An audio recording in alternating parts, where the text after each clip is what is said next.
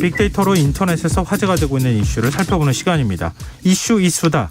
빅데이터를 읽어주는 남자입니다. 김덕진 미래사회 IT연구소 소장 스튜디오에 나와 계십니다. 안녕하세요. 네, 안녕하세요. 반갑습니다. 김덕진입니다. 한 주간의 이슈들 흐름 그러니까 정리를 어떻게 하면 좋을까요? 이렇게 보통은 제가 여쭤봤는데 이번엔 대선이 주류를 이루지 않을까 하는 제가 혼자서 예측을 좀 해보는데 맞습니까? 그랬는데 생각보다요. 대선 관련 주제가 3위예요. 아, 그래요? 네. 이게 지난주와의 변화를 우리가 보통 보잖아요. 그러니까 오히려 좀 반대로 생각하면 TV 토론 한창 있고 이럴 때는 온라인에서 좀 이야기가 됐는데 최근에 이제 토론이 끝나고 각자 후보들이 움직이고 있잖아요. 그러니까 그런 부분에 있어서는 예전보다의 온라인상에서의 좀 언급량은 줄었다. 뭐 이렇게 좀 표현을 해볼 수 있을 것 같아요. 그 우리가 일반적으로 생각하는 거하고 실제로 사람들 관심을 갖는 거하고는 좀 패턴이 다르게 나올 수 있다. 이걸 다시 느끼게 되는데요. 제가 너무 지나치게 관심을 많이 가졌나? 그런 생각을 하게 되는데 자, 그러면은 1위 주제는 뭡니까? 1위는 우리가 오늘 앞서서 인터뷰했었던 환경 분야. 네, 역시 산불에 대한 이야기를 우리가 안 할 수가 없을 것 같아요. 이제 뭐 어떻게 보면 내일 대선이라고는 하지만 어쨌든 한쪽에서는 이제 정말 아픔을 겪고 계시는 분들도 있기 때문에 이런 부분에 있어서의 좀 관심들 그리고 최근에 뭐 우크라이나뿐만 아니라 이 산불이 난 곳들에 대한 어떤 기부 행렬들이 좀 이어지고 있거든요. 그래서 이런 것들이 SNS에서는 좀 뜨겁게 관심을 가지고 있고요. 뭐 조금씩 진화가 완료되고는 있지만 역시 아픔은 좀 큰 것 같습니다.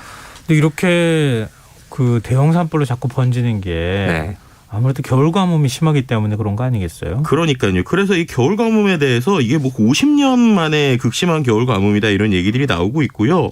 남해안 도서 지역을 비롯한 뭐 경남 북지역 상경 뭐 농경지가 정말로 엄청난 그 가뭄 때문에 고생을 하고 있다는 것이죠.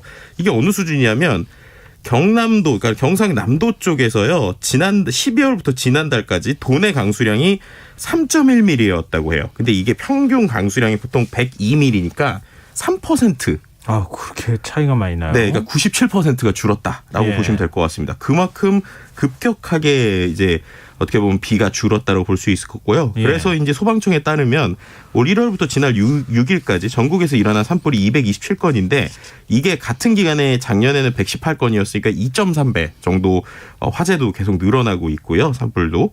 그리고 그것뿐만 아니라 뭐 농민분들 같은 경우에도 마늘과 양파 등 월동작물 재배 또 올해 농사 준비에도 큰 어려움을 겪고 있는 것이죠. 물대기 작업을 하더라도 물이 모자르고요. 뭐 그곳에 수액을 채취를 해야 되는데 이런 수액을 채취하기 위해서 또 당연히 물이 필요한데 과거와 다르게 3분의 1 이상도 채우기가 버거운 수준이다. 뭐 이렇게 얘기가 나오고 있는 상황이고요. 거제 지역 같은 경우에도 지난해 12월부터 올 2월까지의 3개월 동안의 강수량이 5.2mm밖에 되지 않았다고 그래요. 그리고 2월에는 비가 한 방울도 내리지 않았다고 합니다. 그렇게 되니까 당연히 관련된 뭐 수액 채취량도 급감할 수밖에 없는 상황이라고 볼 수 있을 것 같고요. 이래서인지 기상청에서 지난 7일 발표한 2021년 겨울철 기후 분석 결과를 봤더니 지난 겨울철 그러니까 2021년 12월부터 2022년 2월까지죠. 전국 강수량이 13.3mm로 1973년 이래에 가장 적었다고 합니다.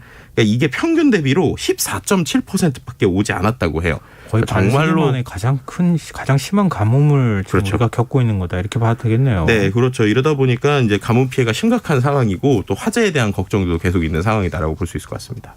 뭐 무엇보다도 하여튼 농작물 피해도 피해고 좀 산불 좀 빨리 좀 꺼졌으면 좋겠고 더 추가로 산불이 좀 발생하지도 않았으면 좋겠습니다. 네, 정말요. 자, 두 번째 주제는 뭡니까? 두 번째 사회 분야인데요. 개학을 했어요. 그래서 이제 학부모님들이나 이번적으로 학생들 같은 경우 개학과 교육이 좀 키워드인데 여기서 이제 우리가 한 가지 좀 이제 또 다른 시선의 좀 기사들이 많이 나왔어요. 어떤 거냐면 아이들에 대한 어떤 이제 확진도 많은데 선생님들이 확진이 많이 되고 있다는 겁니다. 실제로 경기도에서 교직원 확진자들이 계속 늘어나고 있고 교원 대체 인력을 확보하는데 총력을 다하고 있다. 이런 얘기가 나오고 있는 거예요.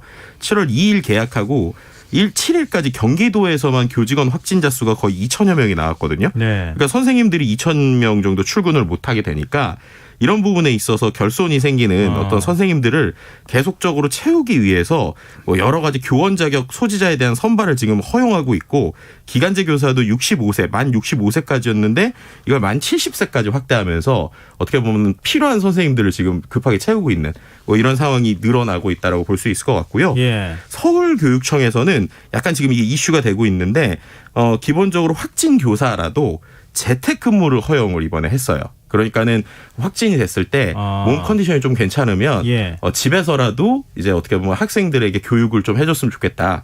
이런 것들이 나오는 건데요. 온라인 동영상 교육을 집에서라도 해라. 네, 그렇죠. 이제 이러다 보니까 이게 약간의 논란이 되고 있는 게 결국 이렇게 되면 병가 상태에서 아파도 그냥 가르치라는 거 아니냐라고 하는 좀 논란들이 있다 보니까 회복이 될 때까지 둬야 되는데라는 입장이 있고요. 한쪽에서는 이렇게 선생님들이 모자란 상황에서 추가적으로 뽑으려고 하는 쉽지 않으니까 어쩔 수 없는 고육지책이다. 뭐 이런 얘기들이 계속 나오고 있는 상황입니다. 좀 비상한 상황이니까요. 지금 네. 지금 원칙만 따지기엔 참 어려운 그런 상황이 아닐까 싶네요. 그러니까요. 자, 3위 주제는 앞서 우리가 얘기 나눴죠. 네, 정치 분야입니다. 네. 두 가지 키워드고요. 역시 첫 번째 키워드는 사전투표 그리고 확진자라는 키워드입니다. 5일에 진행됐었던 이제 20대 대통령 선거의 사전투표에 대해서 실제로 SNS에서 좀 그날의 경험들이 많이 올라왔어요. 특히나 확진되신 분들이 마지막 1시간 동안에 이제 투표를 해야 되는데 네. 이 200명이 넘는 사람이 아픈 몸을 이끌고 나와 있었는데 1시간 넘게 뭐 추위에 떨었다. 뭐 또 투표함이 제대로 되지 않았다. 뭐 이런 식의 이야기들. 그래서 어떻게 보면은 이제 확진된 사람들이 그렇게 많이 투표를 할 거라고 예상을 못했는지 결국 그 사람들의 고통들이나 고민들 때문에 결국 여기서 더 몸 상하는 거 아니냐. 뭐 이런 식의 SNS에 좀 의견들이 있었고요. 네. 이런 뭐 비판들 때문인지 결국에는 이제 뭐 앞서서도 얘기된 것처럼 우리가 정식 투표를 할 때는 어쨌든 확진자들에 대한 좀 관심이나 그들에 대한 뭐 기본적인 투표 방식 이런 것들이 좀 개선될 것으로 지금 보이고 있는 상황입니다. 네. 중앙선관위가 네. 선거 사무하는 곳이잖아요. 그렇죠. 선거 사무 제대로 못하면 네. 당연히 비판받지 않겠습니까? 그러니까요. 근데 이게 참 그 측정하기도 어려운 건 맞는 것 같아요. 이게 정말로 그렇게까지 많이 왔을 거라고 상상을 못했었던 것도 있는데 어쨌든 어쨌든 본선거 때는 제대로 해야죠. 예, 맞습니다. 네. 그 본선거마저도 만약에 또 그런다 그러면은 정말 좀, 네. 국민들이 지금 그 분노하지 않을까 그런 생각이 드네요. 네, 맞습니다. 자, 그럼 우크라이나 소식 아까 있다고 하시지 않았어요? 네, 맞습니다. 이게 좀 정말 안타까운 소식인데요. 우크라이나가 이제 우리는 잘 모르지만 IT 강국이에요. 그래서 요즘에 아시겠지만 뭐 SNS를 상당히 잘 활용하고 있거든요. 근데 우크라이나의 대통령 부인 올레나 젤렌스카 여사가요. 예. 자신의 인스타그램에 우크라이나 어린이 5명의 사진을 올렸습니다. 예. 근데 그게 너무 안타까웠던 게 그 사진에 나온 아이들이 지금 러시아군이 쏜 포탄이나 파편에 맞아서 사망한 아이들의 사진입니다. 생후 18개월에서 14살, 14살 사이의 어린이들이 나온 것이고요. 이 아이들의 사진을 보면서 세계 언론인들에게 러시아인 침략자들이 우크라이나 어린이를 죽이고 있다. 그 끔찍한 진실을 말해달라라고 얘기하면서 또 나토 회원국에게는 우크라이나 상공에 비행금지 구역 설정해서 러시아군의 폭격을 막아달라라고 하는 이야기들이 있습니다. 예를 들면 18개월 남자아이의 사진을 올리기도 하고요. 네. 또 곧 8살이 될 날을 앞두고 있었던 아이가 러시아의 폭격으로 할아버지와 함께 사망했던 뭐 이런 안타까운 사진들이 좀 있었는데요.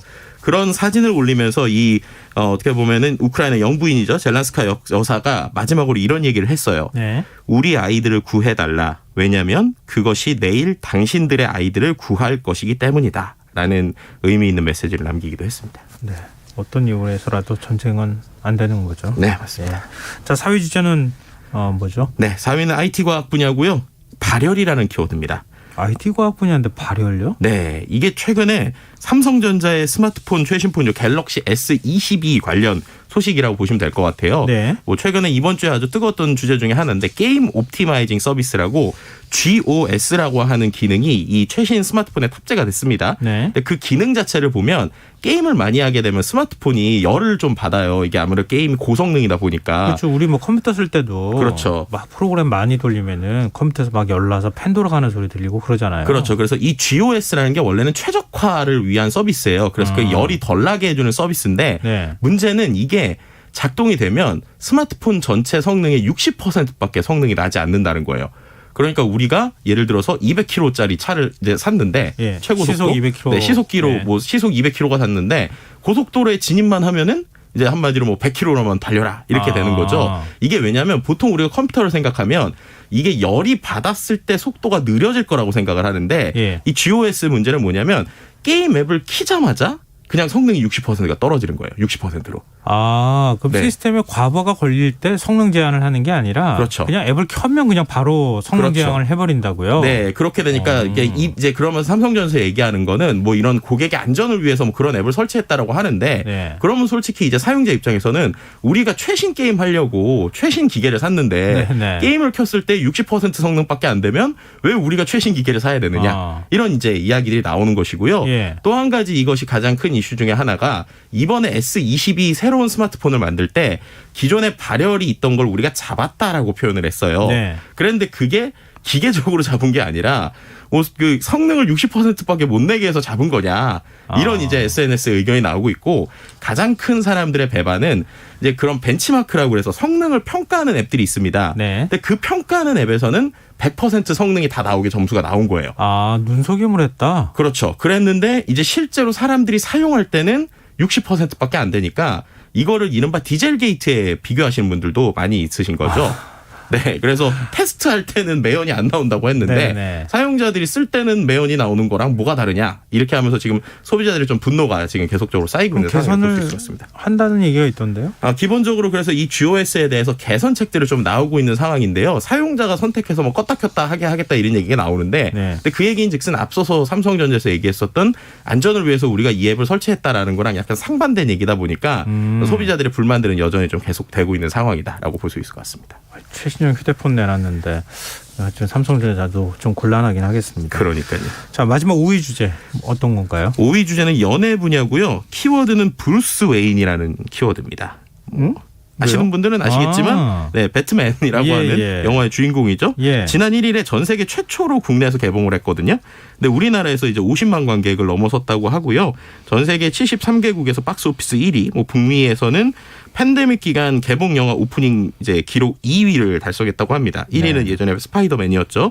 그만큼 관심을 좀 많이 가지고 있는데 SNS 상에 보면 약간 내용의 호불호가 극명히 좀 갈리고 있는 부분이 있어요. 그러니까 좋아하시는 분들은 엄청 좋아하시고 이게 좀 지루하다라고 생각하시는 분은 또 지루하다 보니까 지금의 이러한 흥행이 장기적으로 갈 수 있을지 이런 거 좀 이번 주 지켜봐야 된다라는 얘기들이 좀 같이 나오고 있는 상황입니다. 오로지 관객이 평가하시겠죠. 그럼요. 네. 이슈 이슈다. 지금까지 김덕진 미래사회 IT연구소 소장과 함께했습니다. 오늘 말씀 고맙습니다. 네, 감사합니다. 네, 저희가 지금 대화 나눈 가운데 겨울 가뭄이 심각하다 이렇게 말씀드렸는데요. 1989님께서 전남 나주 농부입니다. 지난 겨울 눈이 5mm도 안 온 것 같아요.